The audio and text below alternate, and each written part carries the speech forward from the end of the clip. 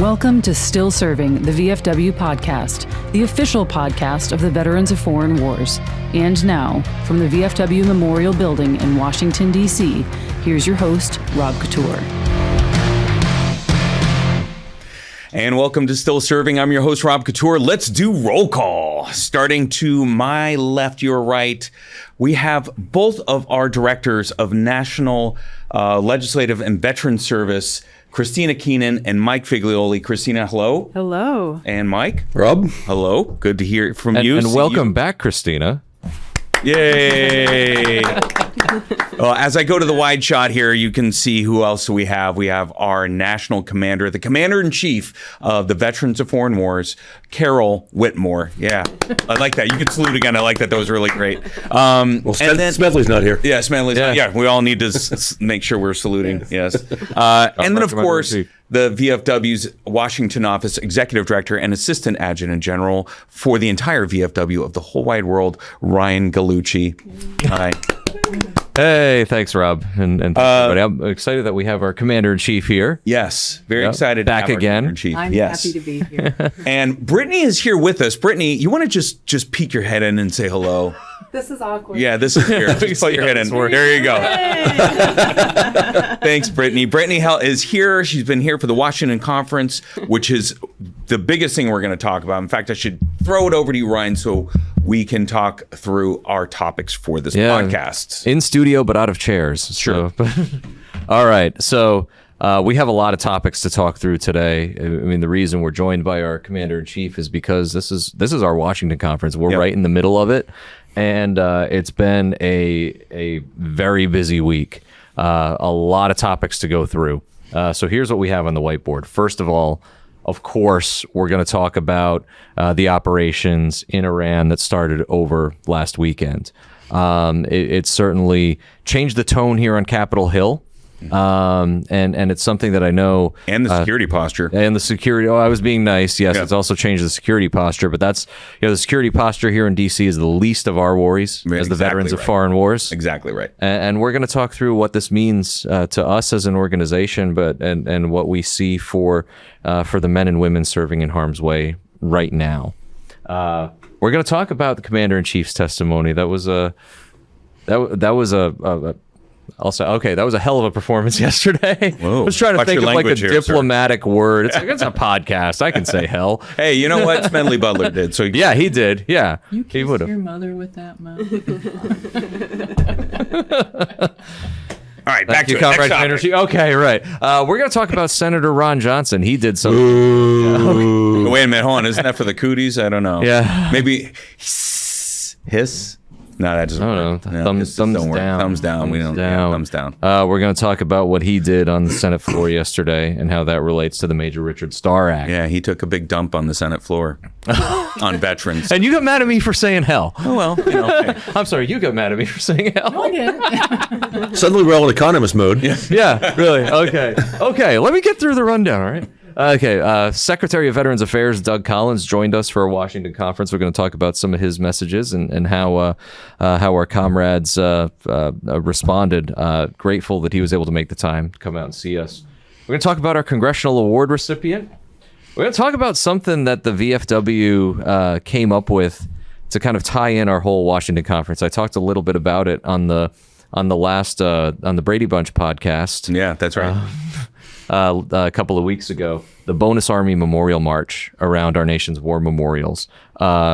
Really great event. Rob, Chief, I know you were out for that. It was freezing. I was doing the seating chart for testimony. Yeah. Woo. Right.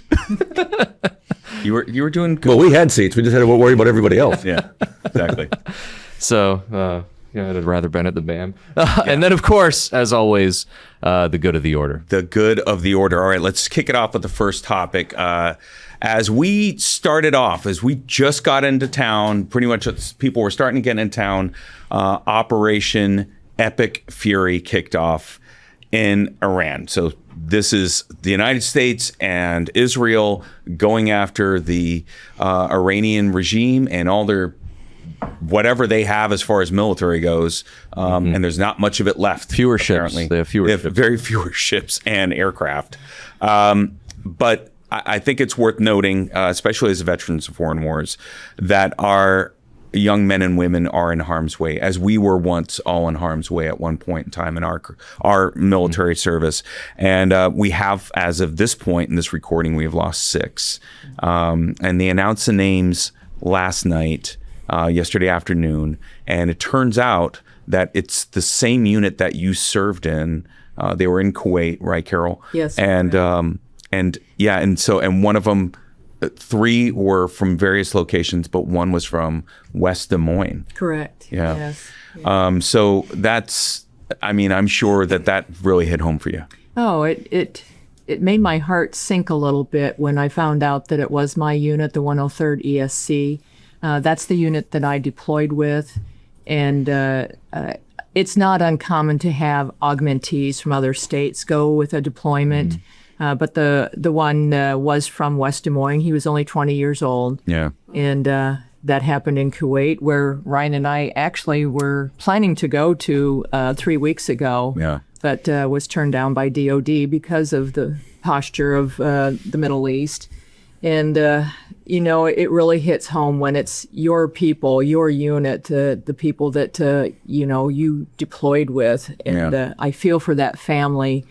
And I feel for everybody in the 103rd. Yeah. What's interesting is that we say that, and we lost 2 service members, actually Guard members, earlier in your year. They were also from Iowa. Correct. And that's kind of a unique situation. I don't think that's ever happened before. It is. I may just, it's an eerie coincidence, really, that the last deaths have been people from Iowa, the Guardsmen and the Reserve units. Yeah.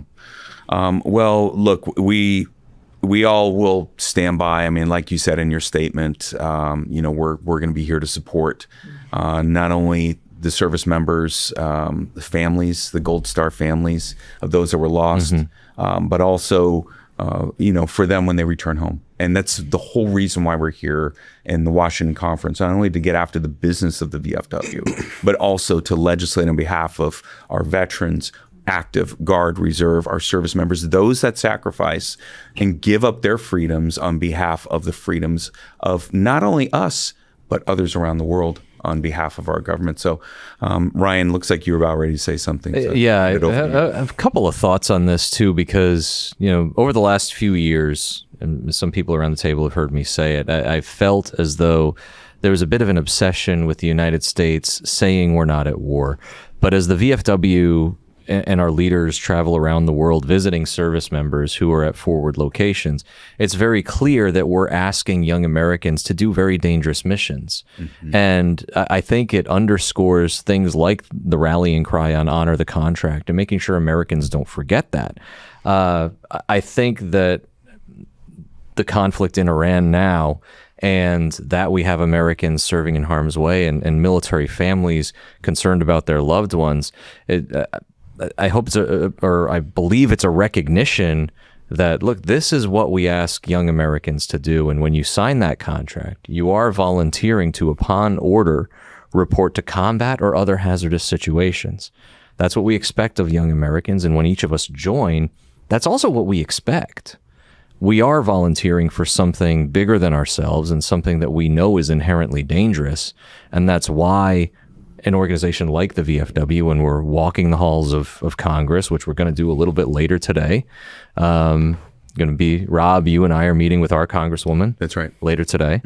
And these are the messages that we bring forward. Mike, I'm going to turn to you because one of our staff members is deployed right now as well. Yeah, one of our staff members from our Kansas City headquarters is in Kuwait at the moment. So again, as the Commander-in-Chief said the other night when this all broke, first thought was, oh my gosh, try to make contact if we can, because you just don't know. Yeah. We know how the information comes out of the Pentagon. They've got to go through certain steps and certain things have to be recognized. And luckily, her supervisor reached out to her and she was able to respond that she was fine. So grateful for that. But yeah, it affects everybody. And Chief, I appreciate you recognizing her in your testimony yesterday too, your opening statement. Because she serves in the National Guard, but her full-time job is as a service officer for the VFW. Just taking care of veterans when they come home. Yeah, exactly. And I know that, and to be blunt, like that's just on our national staff. I know a lot of our comrades around the country who are still serving in the National Guard and Reserve are either forward deployed or potentially about to be. It intensifies the idea that everybody that is not in the United States is deployed somewhere, Poland, Kosovo, the Sinai. Now they're all on heavy alert also. And we just visited Poland and Kosovo. So I can only imagine how they are feeling right now. It's been a safe place for a number of years, and now it's probably not so safe. So I think we'd all agree, phones, communications. At some point, people other than Rosa, who you just spoke to, may hear this, may see this. So thank you. Thank you for serving. Thank you for being forward deployed. And we wish you the best. Yeah, absolutely. And thank you for those sentiments, Mike.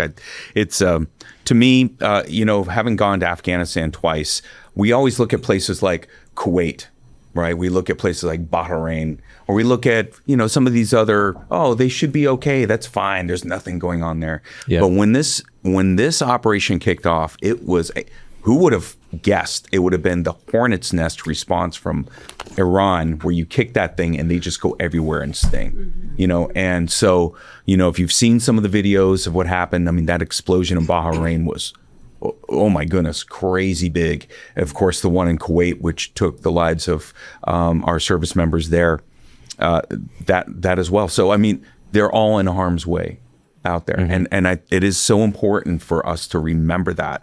And then we need to hold our elected officials responsible when they don't want to honor the contract. And it's so infuriating when we testify, and you did, Carol, you testified yesterday in front of a joint session. Was that on the list, by the way, Ryan? Yeah. That was right in there. Yeah. So in front of this, it was next joint session of Congress. And that's what you said. You said that thank you. I appreciate that, Brittany. You said that it is, you said this is personal. Caring for our veterans is not policy. It is personal. It has always been personal for me. That was, when I became a nurse in the military, it was always about taking care of my fellow comrades. It was always about that. And it still is my main concern today, because they all are young, enthusiastic, soldiers, sailors, Marines, Coast Guard, and so young and willing to do what they're supposed to do, what we ask them to do. And that is my heart.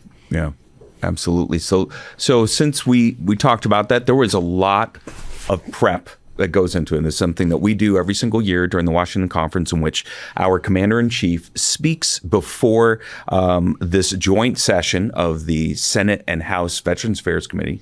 And it's a special session in which we're able to testify. As a matter of fact, a lot of the VSOs are here on Capitol Hill over this last week, this week. There's some that are testifying in the afternoon after you did. I think some are testifying today. So always talking about their top priorities. And there's a lot that goes into it. And having to nail down and just hone down what the VFW's top priorities are is something that our national legislative team does so well. And so, Kristina, can you tell us a little bit about what went into this testimony and what you helped Carol deliver with the team?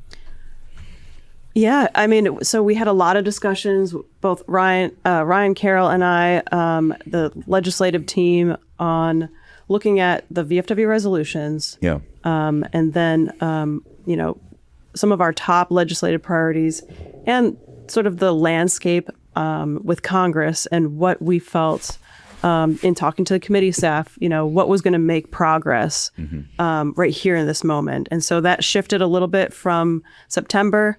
Some things carried through because we're still in the same Congress as we were at this time last year. So we're trying to move things forward. And a lot of that, sort of revolved around VA healthcare, community care, improving several programs under community care, and looking at alternative treatments. That was sort of a carryover, but there's been a little bit of progress, more legislation that we could push, focusing on brain health, lots of legislation around that, whether it's, TBI, or other conditions that we're looking at. So, yeah, some things that we brought back, like Major Richard Starr, was a huge one. Carol can talk more about that, just being a major priority for VFW and for our members. Yeah. So, and Mike, you were there on.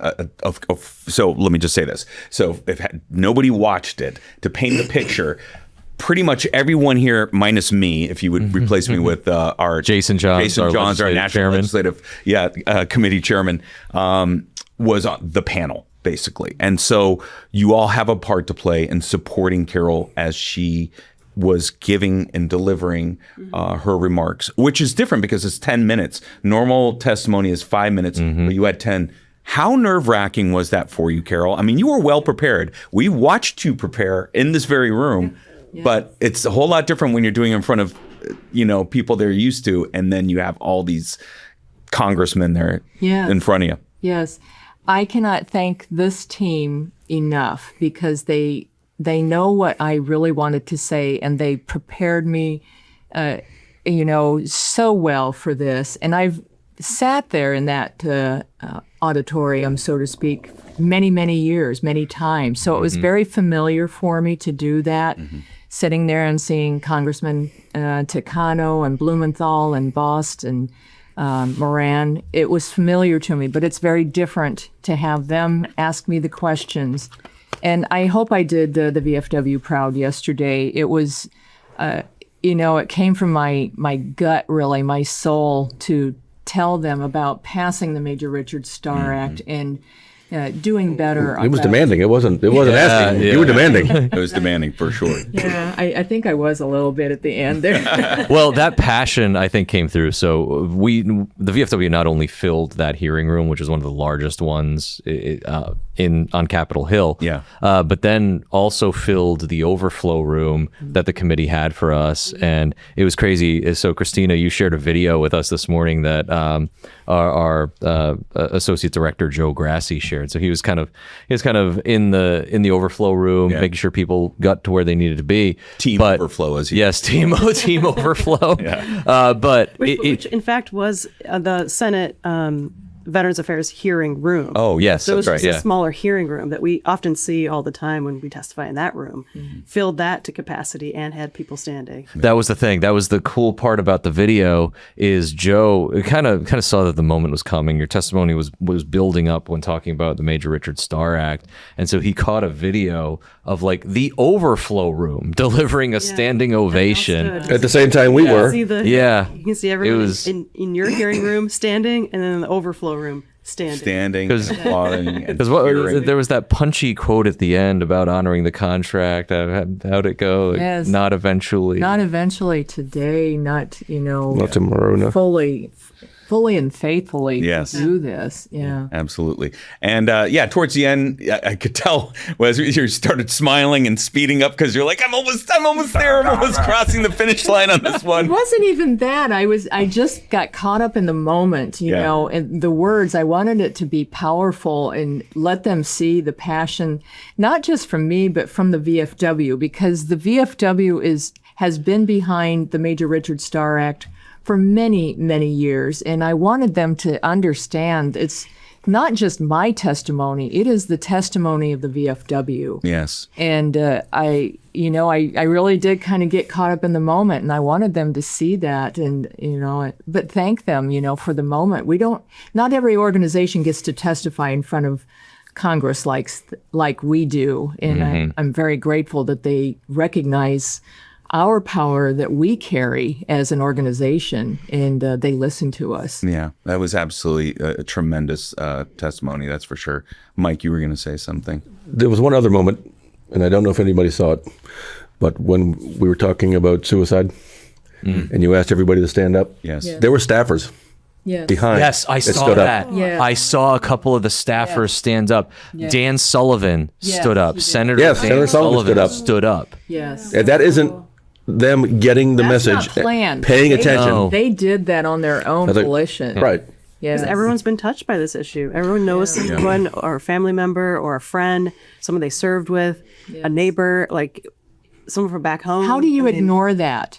How do you ignore that many people just in that small room and knowing that it's probably every person in the United States. I didn't look behind, but Yeah. much like last year when we talked in Al's testimony about toxic exposure and who was exposed, and then Ranking Member Takano, you could hear him saying to the microphone, "Wow." Yeah. And then this moment happened with staffers and a sitting senator standing up because Yes. he too had been. So tell me the VFW's message isn't important, and don't tell me ever again, you netizens and whatever the hell they call you online, that we are not relevant. Yeah. Piss off. Yeah. Oh, the rumors of our demise are much overstated. They're greatly overstated. I mean, We're not relevant. With that, I yield back my time. It was. I mean, that moment on suicide prevention. There's a lot that goes to this, and I think some of the asks that you had, or demands that you had, are critical. And we've talked about this for a number of years, and how do we get after this? Whether it's social determinants of health, whether it's overprescription, alternative therapies. That was also a really outstanding moment where we're able to demonstrate to Congress this is not an abstract. These are people who volunteered to serve our country, and this problem is not going away, so we have to do something different. Yeah. Absolutely.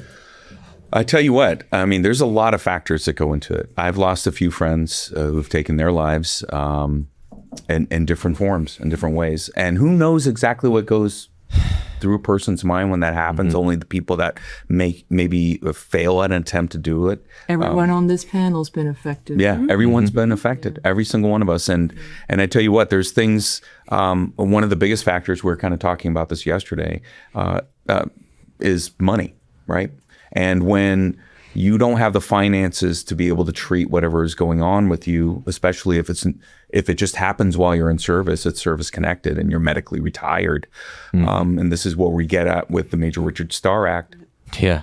When I talk about this a lot, with other people not on the podcast, I said, he may have been a Major Richard Starr, and you may think, okay, well, he probably was doing okay, but he was medically retired, which means he didn't get his retirement pay, and he had stage 4 cancer. Yeah.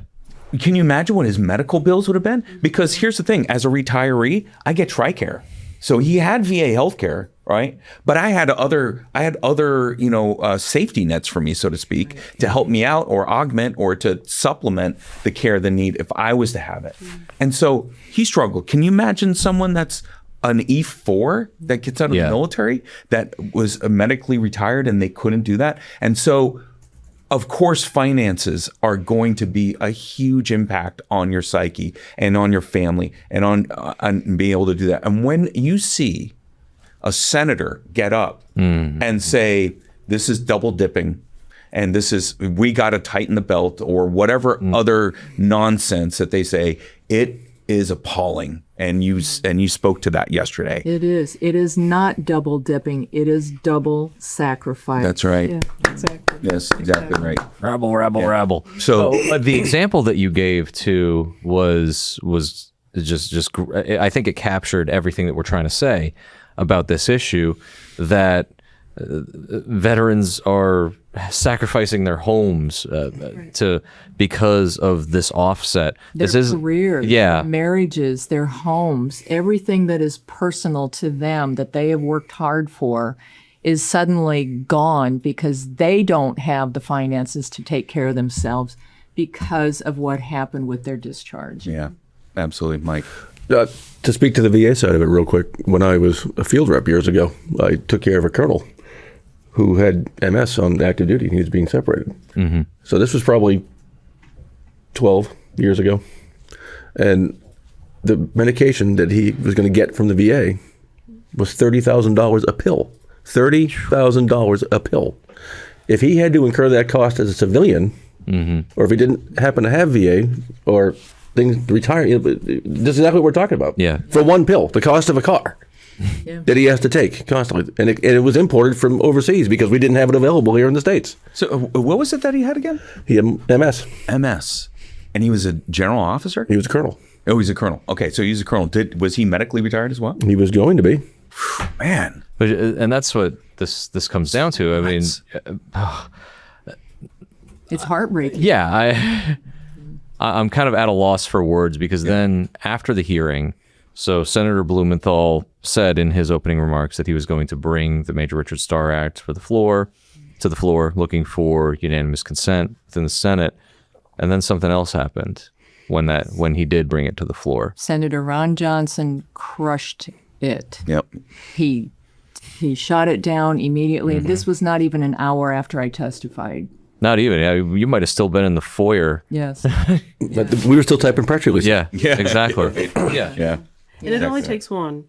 It only takes one And how to shameful. object to a unanimous consent vote. And he cited some wild numbers about the cost, which were not accurate. And so that, I think, to say that it costs too much and then to say the real numbers maybe didn't sound as crazy. Dramatic. Yeah, maybe it wasn't dramatic enough for him. So then he gave all these other numbers to maybe bolster his argument that it costs a lot. But those were not accurate numbers in any realm of the ballpark. And then in Stars and Stripes, there was a quote this morning. So the Stars and Stripes published a story about our hearing, talked about a lot of your priorities and things like that. But then toward the end, they talked about the Major Richard Starr Act and they talked about the floor vote. And I wrote down this quote because I think this captures the problem that we're facing with some legislators. This legislation has never been accepted because we cannot afford it. We can't come down here and talk about how we love veterans without looking at dollars and cents. That makes no sense. Absolutely. Equating a person's life with money is unacceptable. I mean, especially when we just lost 6 U.S. service members, right? And we have And at least 18 wounded. And at least 18 wounded, and probably some of them to Gonna include. medically retire? Yes, I mean, that are going to have to be medically retired. Think about this, right? Okay, so the operation that happened down in Venezuela, the one where there is a Medal of Honor recipient that came from a Yes. warrant officer. He was in a walker from the injuries that he sustained in that operation. And yes, he got a Medal of Honor, which means that there's a stipend and that he does get some sort of payment. I don't know. I'm not going to go out there and go on a limb and say that he's going to be, medically retired, but he very well could have been. So you can imagine somebody who had been in for 30 some odd years, right, as a chief warrant officer, and they're building towards this retirement, and then all of a sudden, sorry, they pulled that out. I think I want to go back for a moment. It's just, it's so maddening. I want to go back and explain to those that don't really understand the process. Unanimous consent, for those that maybe don't live in the DC area or follow politics. Kristina, can you tell us a little bit about how that worked? You know, it was easy for Senator Blumenthal. He just said it in front of us. I'm going to go bring it to the floor. And then you think it's a done deal or it's easy. I don't really know. It's kind of tough. So could you kind of talk us through that a little bit? Yeah, so that unanimous consent is one way to get legislation moving forward. Not every bill will go to the full floor for a full vote. If where individuals vote, you might see that, on TV where you see the captions and how many votes for each one. All that takes a lot of time. So floor time is incredibly precious, it's rare, and so not every bill goes that way. Unanimous consent is where a lot of veteran legislation goes to pass quickly.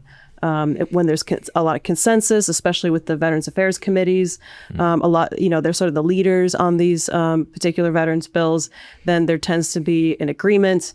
And as long as no one objects, this moves forward into the next chamber. Yeah. Had this passed, it would have gone to the House for a vote there. Okay. And so this is common practice, unlike what was said yesterday. The senator from Wisconsin said that this is not going through the normal process. This is a perfectly legitimate way to get legislation moving forward. So not everything needs a full vote. If it had a full vote, we could see that could be another option too. We could see exactly where people stand. Oh, yeah. There are a lot of co-sponsors to the legislation. Are they counting on the fact that it won't move forward, and so it's okay to support it? But yes, a full vote would show exactly even where people stand on this. Exactly. On this. And the ranking member, who's a Republican, supports the bill. Yeah. Oh, excuse me, the chairman. Chairman Moran, Republican, Moran supports the bill. Yeah, he publicly said he supports it. He has supported it for a long time. He wants to find a way to make progress on that. So, we'll talk with his office more if he has other ideas. Sure. But it really, for unanimous consent, It only takes one to object. So, and that was Senator Ron Johnson from This time, Wisconsin. last time it was Senator Wicker. It was Senator Wicker from Mississippi. And and that was back in October, in which it was. Now, how many members of, just to remind everybody out there, how many members of the Senate are there? 100 members. 100 members. And how many of them support the Major Richard Starr Act? Oh, gosh. On record, More than half. More than half do. I think it was is it 70 or close to that? 60, 70? Yeah. It's more than half. And then in the House, it's a significant number as well. Yeah, it's like over 300, I think. Yeah. So a lot of support on paper. But a full vote would show really where people stand. Yeah, right then and there. Correct. Honestly, I think it's lip service. I think a lot of these legislators, when they're faced with veterans in their offices, they're giving lip service. Yeah, I support this. I mean, this quote kind of encapsulates it. Oh, of course I support the veterans, but it's really expensive. And it's also one of the reasons that we pivoted a little to, okay, pass the STAR Act, get it done. But absent passing the STAR Act, let's have a hearing. Let's air this out, because everybody, to include this, talk about how we love veterans without looking at dollars and cents.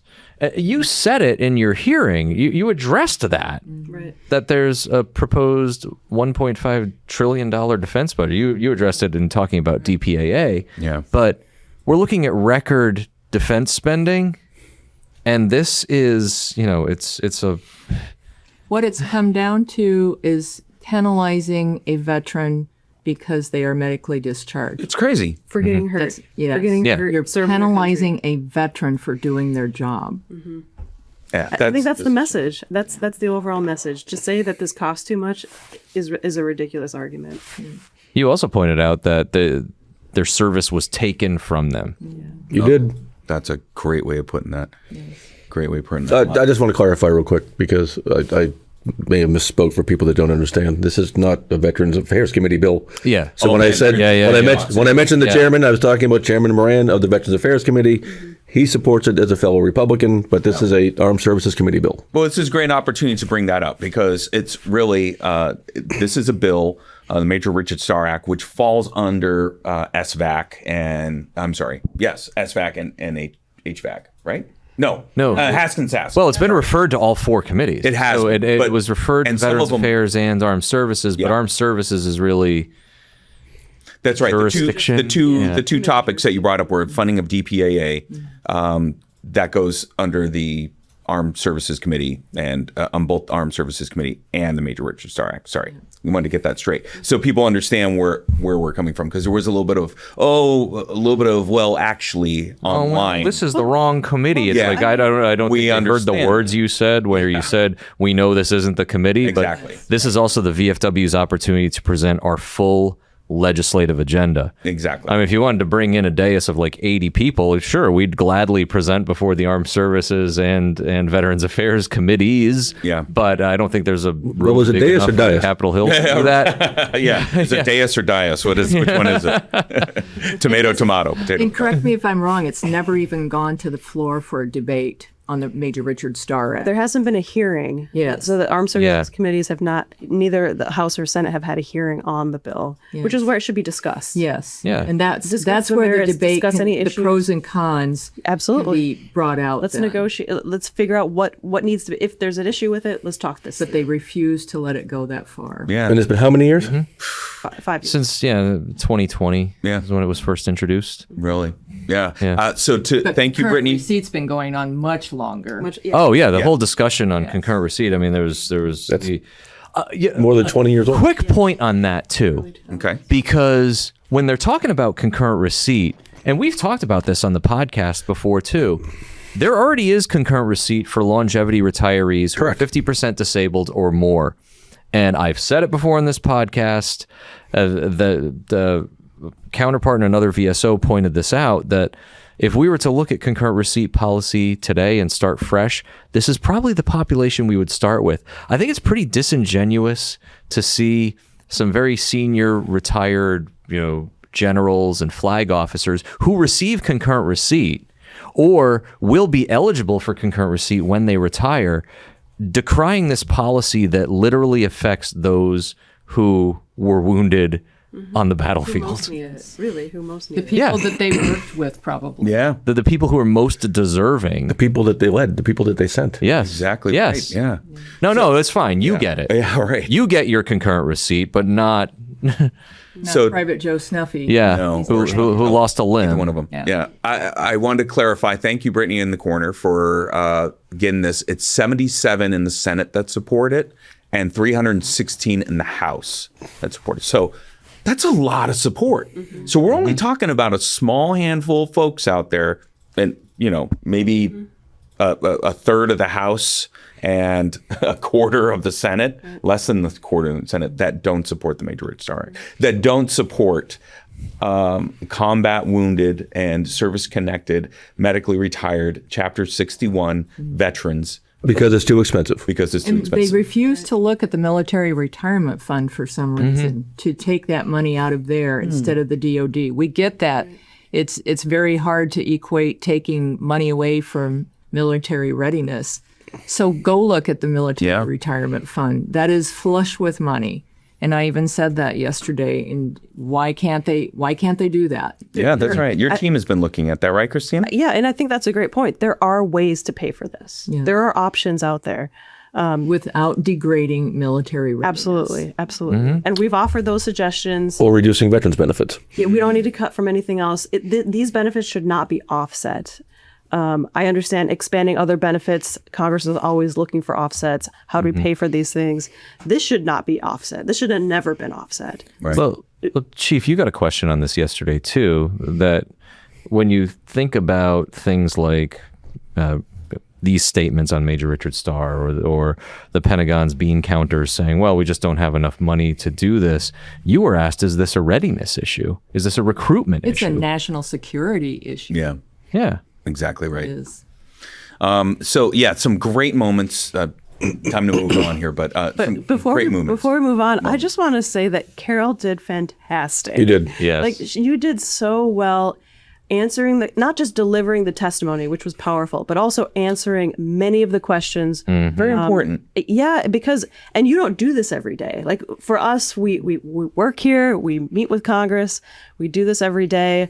To come in off the road, because I know you're on the road like almost every day of the year as Commander in Chief, to be able to do this so effectively. I think you've raised the bar, really, for our commanders to be able to come here and testify. You're very kind. I only hope that the message got across. I have all of you to thank here for the preparation for this, but it's about getting the message across, and I hope I did do well and made the VFW proud. You did, because it's a lot of homework. It is. It's a lot of... It is. And in preparation, we may be able to tell you Kristina's team more than me for sure.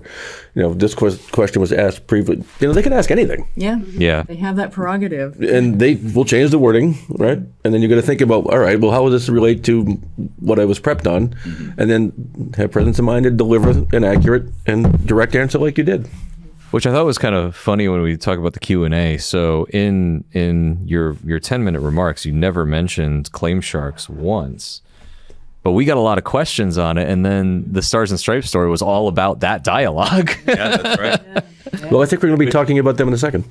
Oh, well, yeah. Well, Yeah, that's true. So, like usual. Hey, look, God forbid we have a podcast and we don't mention them. right. So, I mean, Carol, there was a lot of things Kristina and I were talking about, how you were quick on your feet and were able to take questions. And Kristina was like, oh, she's got that one. That's awesome. It doesn't happen always with commanders in chief that come and testify, but you did fantastic. Each one of you were actually asked questions, or at least they were passed along to you all. I think everybody on the panel here, plus Jason, Johns, Yeah. got to answer a question. I tried Yeah. to give Ryan a question, but he just hunted off to Christine. Yeah, pointing with the pen. Go to Kristina, go to Kristina. There are a lot of bills. Don't tell them how we make the sausage about the pen. Nobody needs to know that. No, that's what the podcast is for. sausage breaking out the building. window, like with Rob trying to open the door during Kristina's hearing. If you guys only saw me before we did this podcast, I was underneath the table, like wiring everything. Yeah. My hair's Remember, we only have one room, and we had to convert it from the was a conference room for conference room. preparation for Carol. conference room. So thank you to all of you. that helped Multi-use Brittany and space. I. Yeah, exactly. To sell the building, we'll stay here. But No. I tell you what, it was a pretty eventful weekend. If I was to go back, if I may. And when on Monday we had what was called our advocacy in action, and we had a special guest, our Secretary of the VA, Doug Collins. He came out. Now, look. It was a rough week for the VA and Secretary Collins the week before. The week 2 weeks before, which we talked about on. It was rough. It was rough for them because, and we talked about that in the podcast. They end up, since the podcast, they end up rescinding Yes. the interim final rule on disability ratings, which applause to them. And we spoke to that online proof in that your statement. Yeah. We're living proof that our voice does count. Absolutely. Over 20,000 emails or text or phone calls were done to. Just in the Federal Register, not just in what was online and social media, and I'm sure calls and people talking to him. So he did that, and he came and he spoke, and He owned it. Yeah, he definitely. Yeah. Did it. So just to catch people up in case they didn't see the previous episode, Yeah, sure. the rule had come out, the IFR, the interim final rule. So at the last podcast, it had been suspended. Yes. Right. It was not going to be enforced. Right. Yes. But then when Secretary Collins came to speak to the committee members, Ryan, over to you. Yeah, he said, "Hey, look, we read the room. We understand how veterans felt about this, and he made the decision to rescind it, and very quickly, Yes. too. Thanks to Doug Collins, and we did put out a statement. You put out a statement recognizing this. I loved the way that it seemed that the secretary understood what we as the VFW were saying, because part of your message originally was we're worried about the unintended consequences.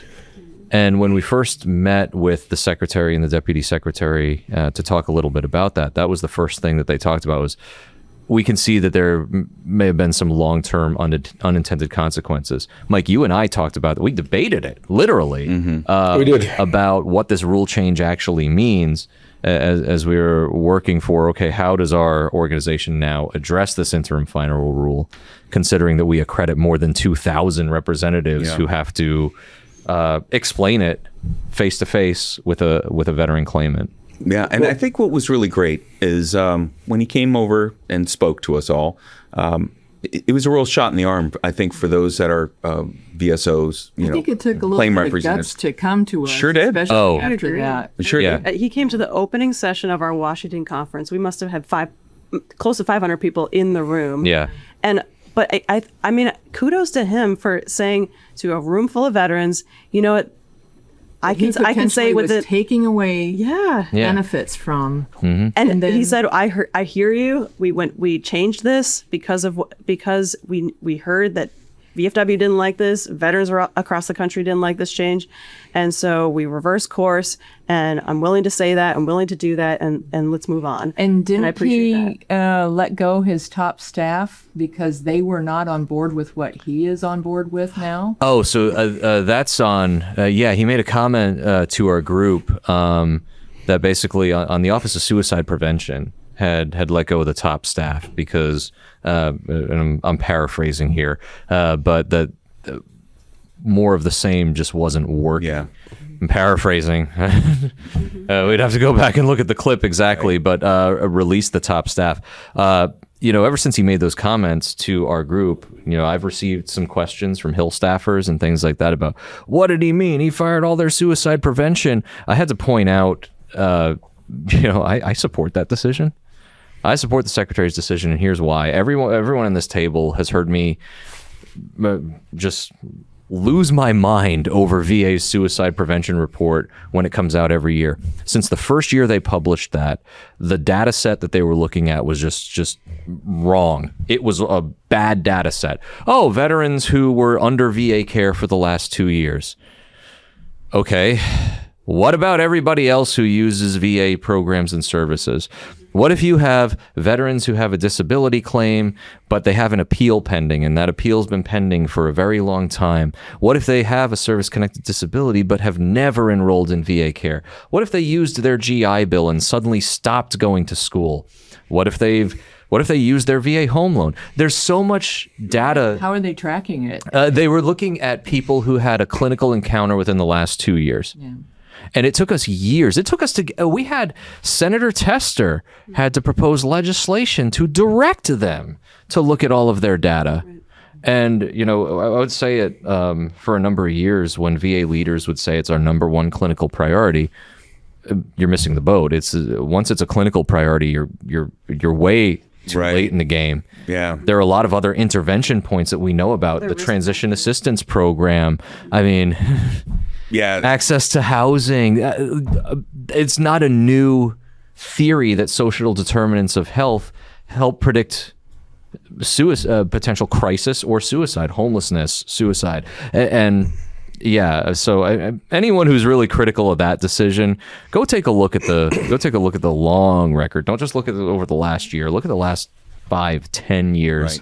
That really they weren't listening to what veterans needed to know, and they have the data at their fingertips. I don't want to hear that anymore. Yeah. Mike, I just want to go back to the previous comment about the secretary and rescinding the rule, because yes, he owned up to it. Yes, he took his lumps, and the agency did, but he also said they weren't going to go forward with it either. Yeah, and it's not to be revisited. Just be aware, the court case, Ingram, is still being litigated, and may have a little bit more work to do. I need to talk to our general counsel about a couple of other things, and as to how we might want to proceed. Maybe an amicus brief in support, but. Sure. We can update that on a different podcast. But then the other big announcement that he made was... Oh, you tell him. I like the way you tell it, Mike. Yeah. Well, thank you. Mike. Well, we all heard it. So first off... say it if you want. Well, he got a standing ovation for rescinding the rule. That was great. And then I think something that Carol and Ryan had heard in a previous meeting, and you would brief me on before he came on Monday. Mm-hmm. But I don't think it was words we ever expected the secretary to say. And what he said was, no veteran should ever have to pay for a claim. Yes. Yeah. Yep. Specifically speaking about claim sharks. Now we'll go back to you.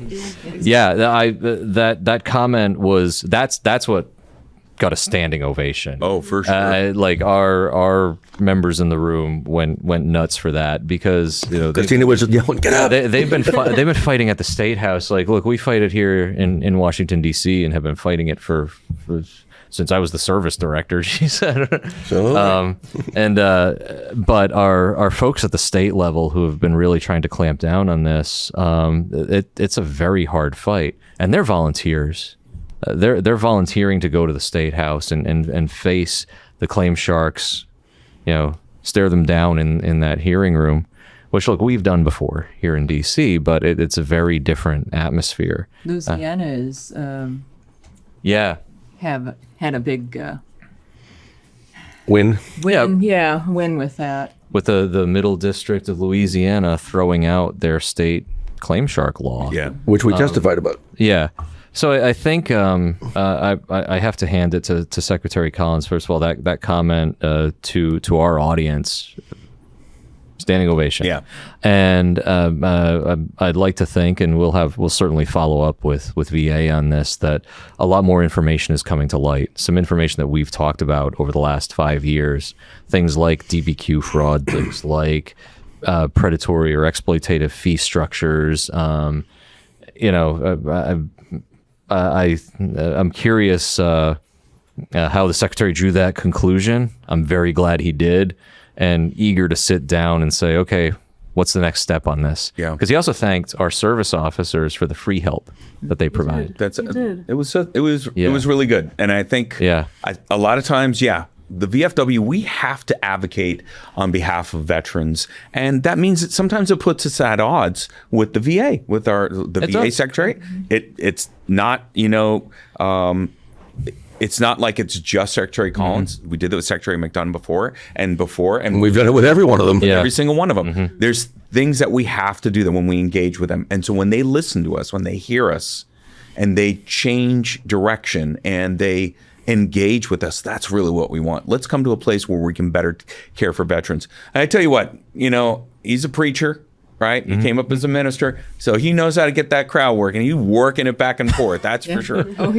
He sure did. But yeah, yeah, some hands up in the air. Oh man, you are now Pentecostal. Yeah, it was hilarious. It was hilarious. But he also said, we're making a lot of changes at VA. We're trying to make improvements, and I'm going to tell you more about it when I come back next year. Yeah. So he kind of made that commitment, like, we're going to keep engaging with you all. I'm going to tell you how things have changed and evolved over the last year, and because VA is an important partner for us. Yeah, absolutely. Well, he does respect our opinion. I mean, he invited me personally to go and listen to him right before the Army-Navy game. And it was a private session. He says, you can't tell anybody, but here's what I'm planning.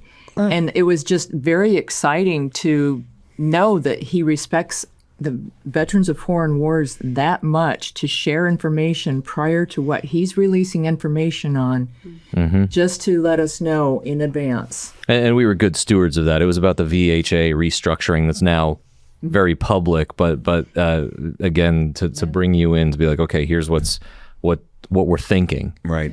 Because that hasn't started yet, but they've announced it. They've briefed some of their plans, but to give a heads up to key organizations. There's only 5 of us in that room. Yeah.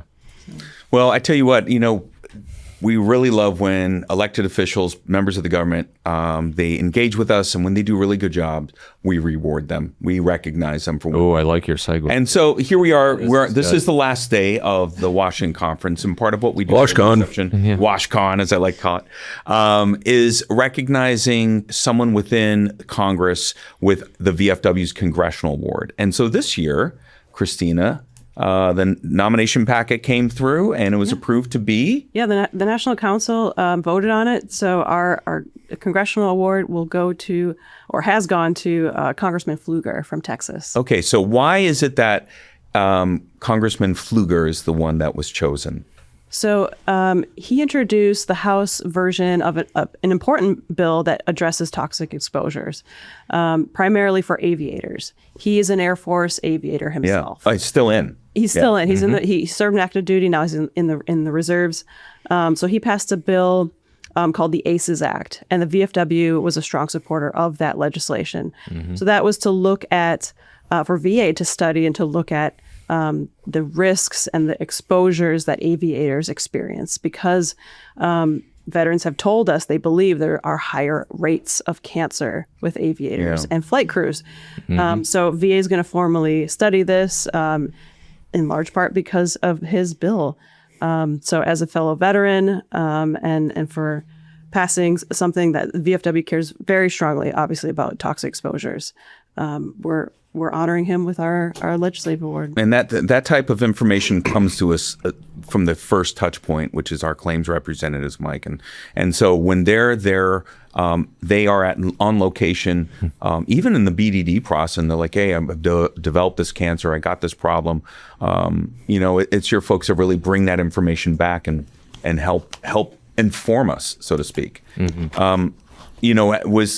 Were you seeing a lot of these things, a lot of these reports coming back from pilots specifically? I see a lot of them for a lot of different military jobs you may not consider. Now we're talking about pilots, talking about submariners, firefighters with PFAS foam. Yes. Yeah.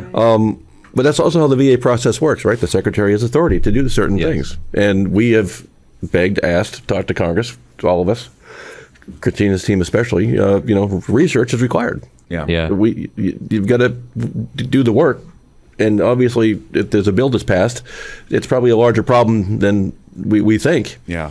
Do the research, see what population is affected, and then we go and advocate for laws to amend the disability schedule of ratings if we have to. Yeah, and this is why it's so important for members of Congress. We need them as champions. in there in the halls of Congress. We need them to help with, because we're not there. You know what I mean? We are there. We're helping we're engaging with them in their office. We set the conditions We to set the advocate. conditions for advocacy, Well, but they got to do something. PACT Act, right? Yeah. Prepping the PACT battle Act. space. I don't know what other. Agent Orange, and then that long lull of nothing as major as the PACT Act since the Agent Orange Act. Sure. Now this is part of it. We've said forever, the PACT Act is a framework, right? It's going to be adjusted. It's going to be added to. Right. And although this may not directly be PACT Act related, it's in that demographic. It's in the last 20 years of war. In case anybody didn't know, we've been at war for 20 years. So that's just part of the process. Yeah, absolutely. And I think about it. This campaign, Epic Fury, has been largely, if not completely, an air campaign. So I'm sure and ships is supporting efforts there and fires there from the ship. But it's, we're talking pilots are the ones that have been through this. So if should anything affect them through their service, this bill that Representative Pfluger helped champion and get passed is going to benefit them. And so for doing such a good job, that's why we'll recognize him tonight with the Congressional Award. Yeah, it'll close out our conference. We'll have a reception. We've invited other members of Congress who are VFW members. Yeah. So that's exciting. So they're being sort of brought into the VFW fold since we're hosting this here on the Hill, and we'll honor one of our own. And I think it may be attended very well by Congress this year, thanks to Gabby Kubinyi. She's been out garnering. Sometimes you just need to invite them. That's that's really it. Just Gabby's say, really come along. been out there. It's like membership. Just ask. Yes. Yeah. So hopefully it will be attended. Some of these by, were grassroots asks. Some of it were our committee members or volunteers who made personal asks to their members of Congress. We always ask when we go out, but somehow Gabby has that extra energy. She does. You got to get here. This is the end, and we're getting over the finish line with She knows everything. and believes in the community and just that personal They know ask her, can really help. so it makes a difference. Well, I tell you, it has been a historic WashCon, especially with you, our first woman veteran to deliver the priorities during Commander-in-Chief's testimony as our Commander-in-Chief. But also there was something that had, thanks for saluting, I appreciate that. You're welcome. Boing, boing, boing. It wasn't a Hand naval salute. salute, though. It was, that was a funny one. Lieutenant. But it was also interesting. They went back to because Canada. We had a couple other firsts. Speaking of Canada, we had a couple Canadian veterans that came over, and they were just watching what we did advocacy-wise. They were astounded by how much support that the VFW gives to fellow veterans. They don't have that in Canada. Right. And they're excited about going back and having a blueprint to go by now to start that for them. They just do not have service organizations that give that support. Yeah, and it's a shame. I was really heartened when they said that the VFW is probably the premier advocacy veteran service organization in the world when it comes to that. And so that's why they came and were invited by, including myself and other people, to come and see what we do and take part. So I was really happy about that. But I did tell them next year they had to bring more maple cookies. Yeah, more maple cookies. They definitely brought that. And they joined us for another thing that was new, and it's called the BAM, or the Bonus Army Memorial March. Ryan, tell us a little bit about this. I was there. I could tell you how it went. But I can only give you background. I wasn't there. You go. You two were there. I know, but give us the background. That's what I'd like to hear from you. Yes. Okay. So the background, and we were able to talk a little bit about this on the podcast. We come to Washington, D.C. Every year. We bring our advocates in from around the country and around the world to walk the halls of Congress, meet with their legislators. And lately, Rob, I think our office has really dug into our history of advocacy and why we do this. We see a lot of this imagery, the honor the contract imagery. We had new buttons this year that revived a cartoon from the 1930s that you likely saw when we were critical of the Washington Post, the firing squad. That's right. It was a Herbert Lake cartoon from the 1930s in Foreign Service magazine, when veterans benefits were actually cut. Yeah. That led to the bonus armies marching on Washington, D.C. To demand early payment of the World War I bonuses. This is, so we've gathered a lot of our content and really refreshed it to share with the veteran community that this is what it took to get to where we are. Yeah. I mean, the bonus armies were cleared out by the military. That's right. And it was harsh. By General MacArthur. Yeah, when we say we're fighting on Capitol Hill, they were literally fighting on Capitol Hill. Yeah. I mean, during the PACT Act, Kristina and the legislative team did stay out overnight on the steps of. On the steps. There was the fire watch. Brittany was there. Brittany and Kristina. See, I think that was mentioned yesterday during testimony, wasn't it? It was. I think we need to do that for the Major Richard Snower Act. And maybe that's what it's going to take. Maybe that's what it takes. Yeah. Yeah. Yeah. And but Are you saying I need to do that? no.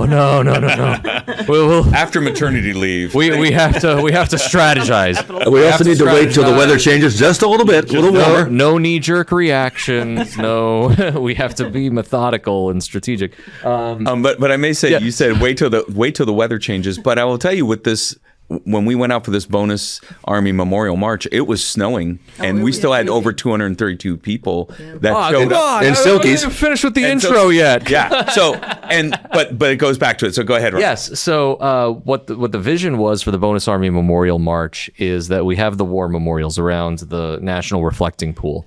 And to hatch the idea of, while we have all of our advocates in town, to go to these memorials, starting at the Lincoln Memorial, hike, march, what have you, march your own marching pace. Mm-hmm. Yep. Thanks again for those 20-something miles. Yep.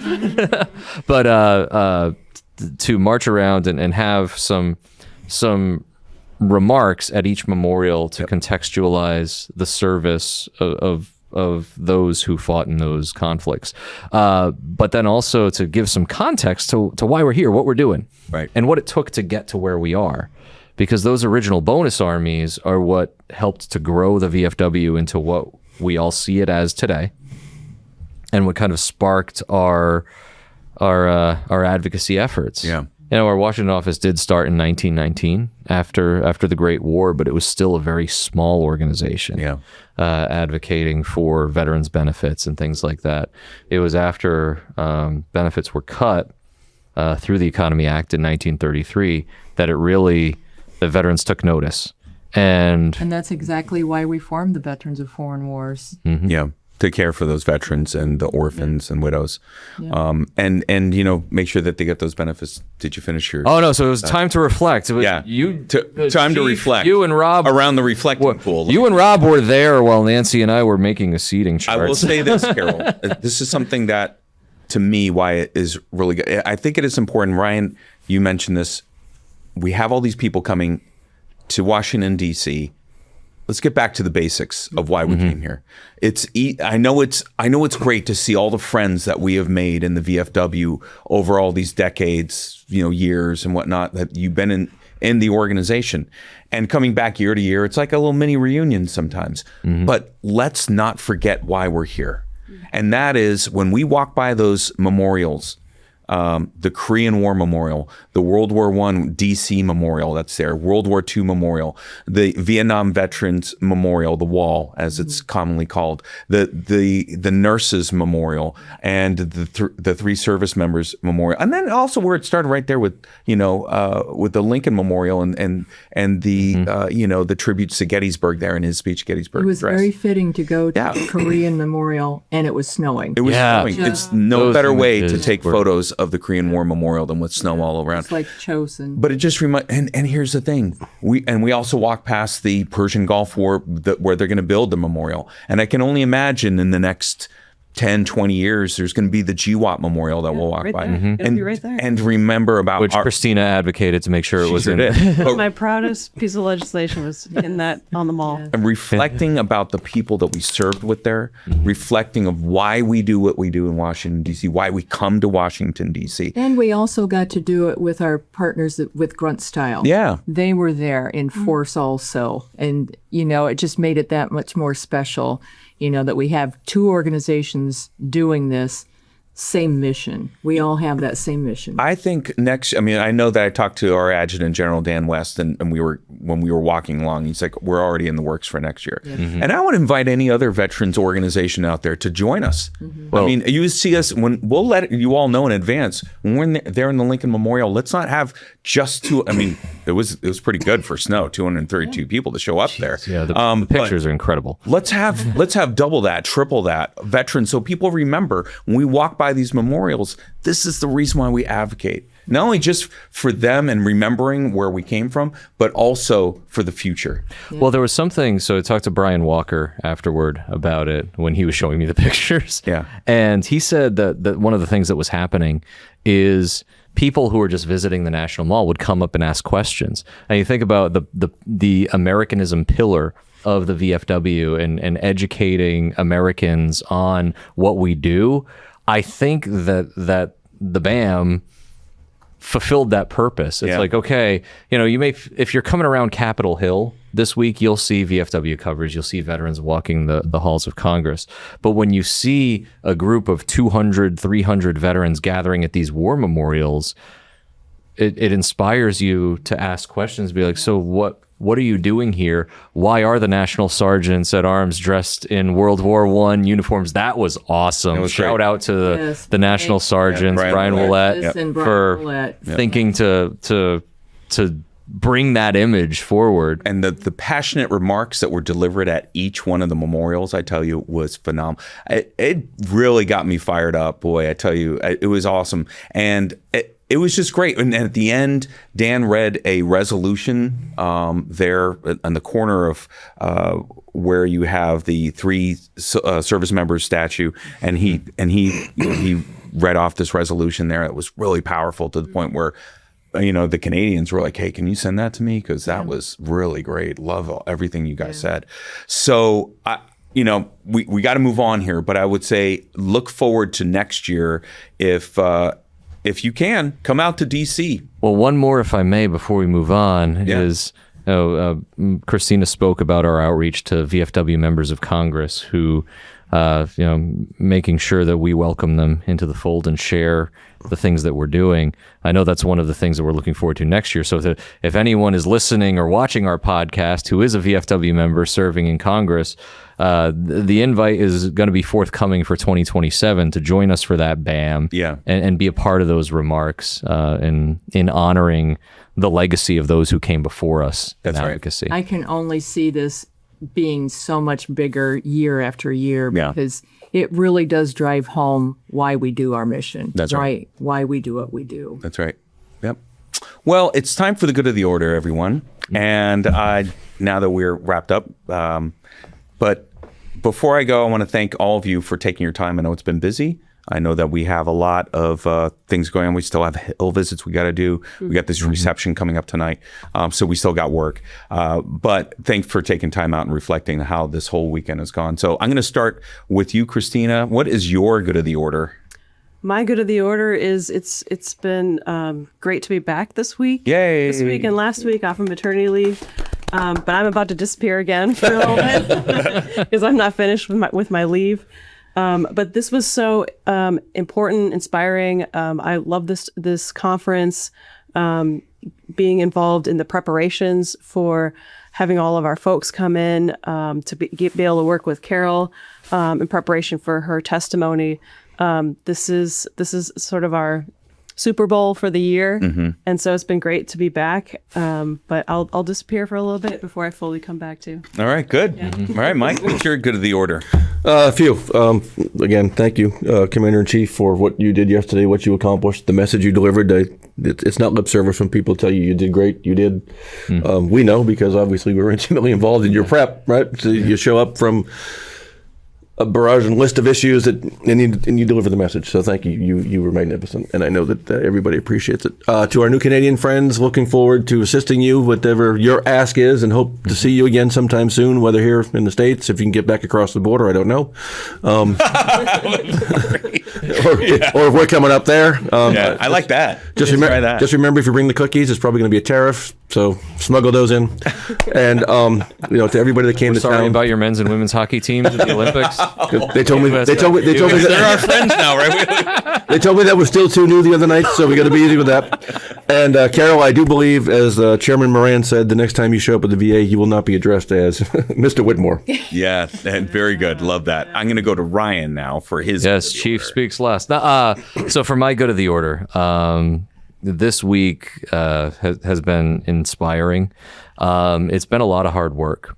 And with the somber notion that there are men and women in harm's way and men and women making the ultimate sacrifice in the conflict with Iran, really has provided context to why we do what we do and the importance that the VFW continues to be here, and that we're able to pass the torch of this organization when it needs to happen. Yeah. And in that context, I want to talk about the VFW SVA Legislative Fellowship and our class of fellows who are here this year.